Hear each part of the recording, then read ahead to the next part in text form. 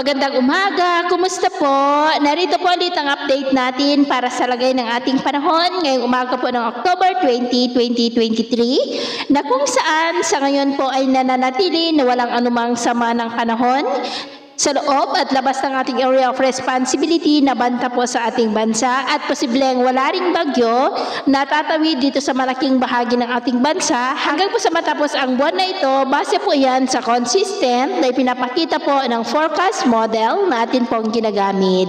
At sa lagay ng ating panahon ngayon, patuloy pa rin ang pag-iral ng shear line dyan po sa silangang bahagi ng Southern Luzon. Ang shear line po ay linya ng hangganan ng malamig na amihan at mainit na easterlies na nagre-resulta po ngayong madaling araw ng mga isolated rains sa ilang bahagi po ng Santa Ana, Cagayan, Quezon, Camarines Norte at may mga isolated rains rin sa ilan pang bahagi ng Marindoque, Batangas, Oriental Mindoro, Masbate, Palawan, ilang bahagi ng Iloilo, Dumaguete, Cebu, Bohol, Leyte, Southern Samar, Surigao del Norte, Mambadyao, Salay, Pagadian, Maguindanao, Sarangani, South Cotabato at Davao Oriental. At mamaya ay sisikat po ang araw sa malaking bahagi ng ating bansa maliban lamang sa mga tsansa ng maulap na kalangitan na may mga pulupulong pag-ulan sa ilang bahagi ng Santa Ana, Cagayan, Polillo Island, Palawan, Mindoro, lalo na po sa may San Jose, Bulalakaw, maging sa Marindoque, Masbate, Catanduanes,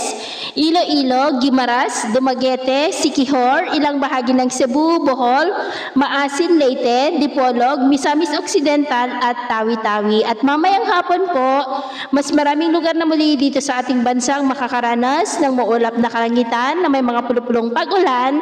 Kaya kung lalabas po tayo sa ating mga tahanan, ay ugaliin po natin lagi ang magdala ng kahit anong panangga natin sa init ng araw at proteksyon na rin po sa mga biglaang buhos ng ulan. At sa atin naman pong mga baybayin, wala naman po tayong nakataas na anumang gale warning signals, pero iba yung pag-ingat lamang po kung papalaot tayo para mas makaiwas sa mga sakunang pangkaragatan.